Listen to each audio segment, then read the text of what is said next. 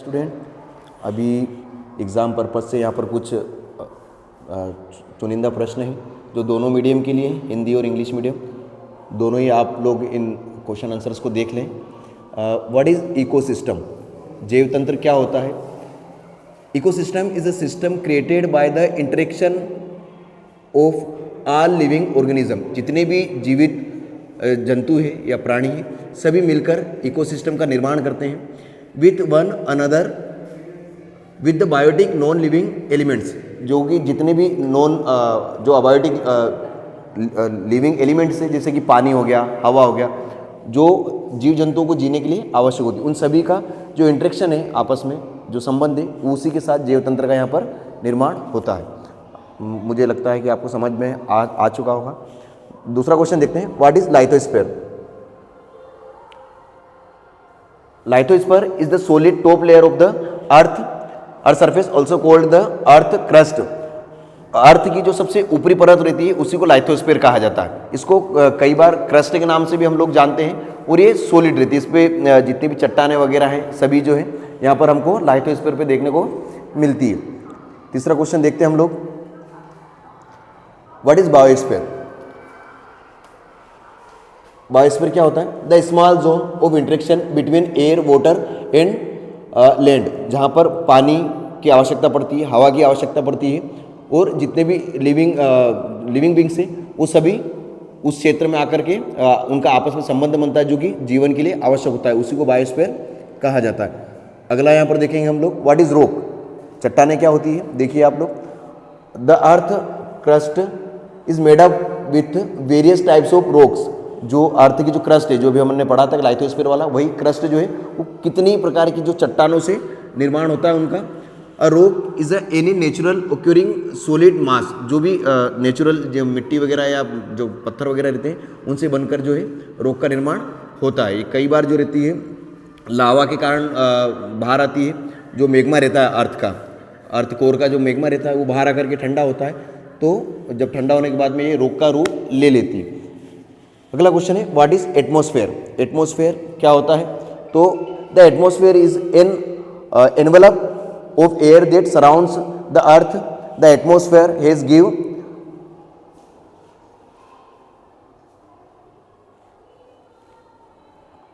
तो जो एटमॉस्फेयर है वो हमारे आसपास जो भी जो वायु का जो घेरा है उसको हम एटमॉस्फेयर बोलते हैं। और इसको हम बोल सकते हैं कि हमारे आसपास जो एनवेलप बना हुआ मतलब एक कंबल के समान जो हवा का जो घेरा है, उसको हम एटमॉस्फेयर बोलते हैं।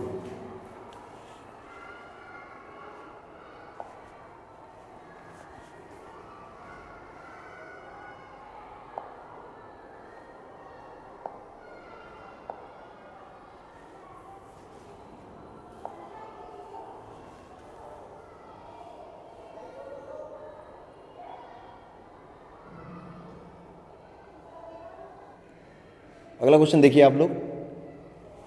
इतिहास से भी क्वेश्चन उठाए गए हैं, वो देख लेते हैं हम लोग। पहला क्वेश्चन है। Who was considered a foreigner in the past? किसे अजनबी समझा जाता था प्राचीन समय में? तो आंसर है कि in medieval period a foreigner was any stranger who appeared in our society. कोई भी स्ट्रेंजर यदि अगर हमारी सोसाइटी में आता था तो हम उसे अजनबी ही कंसिडर करते थे। जो who was not a part of our society and culture, जो हमारी समाज का या हमारे कल्चर, हमारी संस्कृति उसका हिस्सा नहीं होता था, उसे हम अजनबी समझते थे। Who are the parties? Second question है यहाँ पर। Who are the parties involved in the tripartite struggle? कौन कौन सी पार्टियां जो थी वो त्रिपक्षीय संघर्ष में लिप्त थी, उनके लिए क्वेश्चन है यहाँ पर। तो सबसे पहले अपन बात करते हैं त्रिपक्षीय संघर्ष में तीन जो मेजर पार्टीज थी उनके नाम में सबसे पहला नाम आता है गुर्जर प्रतिहार, जो कि गुजरात और राजस्थान से बिलोंग करते थे। दूसरे नंबर पे आते हैं राष्ट्रकूट, जो कि महाराष्ट्र से बिलोंग करते थे। और थर्ड नंबर पे आते हैं पाल, जो कि बंगाल से बिलोंग करते थे। ये तीनों ही जो है लगभग 200 सालों तक इनमें आपस में संघर्ष चलता रहा कन्नौज के लिए। कन्नौज उस समय हर्षवर्धन की राजधानी हुआ करती थी। अगला क्वेश्चन देखते हैं हम। What were the two major cities under the control of Chahamana? जो चहमान राजा हुए हमारे, इनको चौहान भी कहा जाता है। चौहानों के अंडर दो कौन सी मेजर सिटीज थी? तो यहाँ पर सबसे पहले अगर अपन बात करते हैं तो अजमेर एंड दिल्ली। अजमेर एंड दिल्ली दो मेजर सिटीज थी जो चौहानों की राजधानियां हुआ करती थी। उसके बाद में करते हैं बात in whose reign did the sultanate reach its farthest extent, किसके शासनकाल में सल्तनत ने सबसे ज़्यादा विस्तार किया था? तो यहाँ पर दो नाम आते हैं, आप अगर देखोगे तो अलाउद्दीन खिलजी एंड मोहम्मद तुगलक। अलाउद्दीन खिलजी और मोहम्मद तुगलक के समय सल्तनत ने अपना जो राज्य का जो विस्तार है वो बहुत ज़्यादा कर लिया था। तो यहाँ पर दो नाम लिखने हैं आपको, in the reign of Alauddin Khilji and Mohammad Tughlaq sultanate reach its farthest extent. Next question देखते हैं अपन, from which country did Ibn Battuta travel to India? Ibn Battuta जो है एक यात्री हुए हैं, वो कहाँ से भारत में आए? ट्रेवलर हुए हैं और कहाँ से आए थे भारत में? तो वो मोरक्को से बिलोंग करते थे। मोरक्को एक अफ्रीका की कंट्री है, नॉर्थ अफ्रीका की, और वहीं से मोरक्को से वो भारत में आए थे ना, इब्न बतूता। अगले क्वेश्चन की तरफ देखते हैं अपन,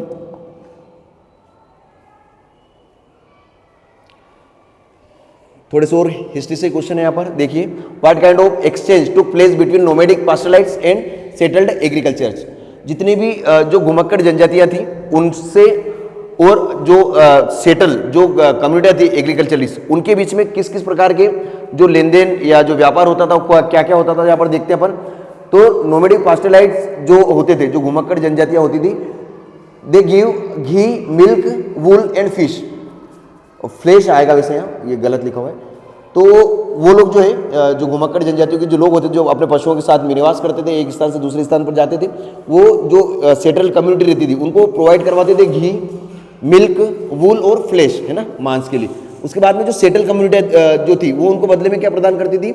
settled agriculturist gave the nomadic pastoralist grain, वो उनको अनाज मुहैया कराती थी, कपड़े, clothes, then other useful utensils, यानी कि जितने भी रोज़मर्रा के जीवन में जो भी उपयोग आने वाली चीज़ें वो उनको भी प्रोवाइड करवाती थी, जैसे बर्तन हो गए, खाना बनाने के लिए बर्तन या दूसरी जरूरी आवश्यकताएं चीज़। उसके बाद बात करते हैं, why do you think many teachers rejected prevalent religious belief and practice? ये जो हिस्ट्री का ही क्वेश्चन है, इसमें देखते हैं अपन कि जितने भी स्कॉलर हुए थे मिडाइवल पीरियड में, उन्होंने उस समय प्रचलित जो भी मान्यताएं थी, धार्मिक मान्यताएं, उनको रिजेक्टेड क्यों किया था? तो उससे रिलेटेड क्वेश्चन है यहाँ पर देखते हैं अपन, yes many teachers rejected prevalent religious belief and practice because they had numerous shortcomings. मतलब जितनी भी उस समय मान्यताएं फैली हुई थी, धार्मिक मान्यताएं, उनमें कहीं ना कहीं बहुत कमियां थी। उन कमियों के कारण and they promoted division in society, और वो क्या करते थे कि सोसाइटी को बांटने का, जातिवाद को बहुत ज़्यादा समर्थन मिलता था उन प्रिविलेंट जो भी रिलीजियस उस समय जो भी मान्यताएं थी उनके कारण। तो उन लोगों को जो रिफॉर्मर्स हुए उस समय के, कबीरदास जी हो गए या तुलसीदास जी हो गए या रैदास जी हो गए, इन सभी ने उन सारी मान्यताओं का खंडन किया है, वो इनको कभी भी स्वीकार नहीं करते। गुरु नानक देव हो गए, इन सभी ने। बाद में अपन देखते हैं गुरु नानक देव ने तो अपना एक नया पंथ ही चालू कर दिया था। What were the major teaching of Baba Guru Nanak? अगला क्वेश्चन है कि बाबा गुरु नानक जो थे, वो जो सिख धर्म के प्रवर्तक है, उनकी मेजर टीचिंग क्या क्या होती थी? तो यहाँ पर अपन देख लेते हैं। There is only one god, उनका मानना था कि दुनिया में एक ही ईश्वर है, और भक्ति can क्लींस you and help you in spiritual advancement. भक्ति जो है, भक्ति के द्वारा आप इसमें जो आपका जो शारीरिक अशुद्धियां है उसको आप समाप्त कर सकते हो और ईश्वर के ज़्यादा नज़दीक जा सकते हो।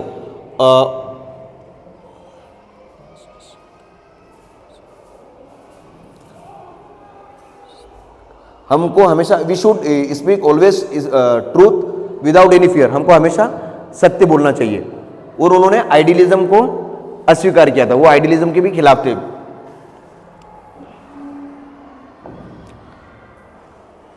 What is constitution? ये जो है हमारे पॉलिटिकल साइंस से दो क्वेश्चन है यहाँ पर, तो इनको देख लीजिए। What is constitution? Constitution is the book of laws. Constitution क्या है? एक बुक ऑफ लॉज है जिसको कंपाइल किया गया है, जिसमें सभी प्रकार के गाइडेंस रहते हैं हमारे लिए। It is book of laws, it guides government for administration, पूरे गवर्नमेंट को जो है गाइड करती है ना, एडमिनिस्ट्रेशन के लिए, प्रशासन के लिए। अगला क्वेश्चन है व्हाट इज डेमोक्रेसी? डेमोक्रेसी क्या होती है? तो यहाँ पर हम देख लेते हैं democracy. Democracy is the system where people have chance choose their representative through election. Democracy वो चीज़ होती है जहाँ पर लोगों को चूज करने का मौका मिलता है, अपने रिप्रेजेंटेटिव जो रहते हैं, उनके जो प्रतिनिधित्व रहते हैं, उनको चुनने का वहाँ पर मौका मिलता है। यानी कि डेमोक्रेसी को अपन सीधा तौर पे बोल सकते हैं कि जनता का रूल जनता के द्वारा, है ना। ये अब्राहम लिंकन की जो है परिभाषा रही है।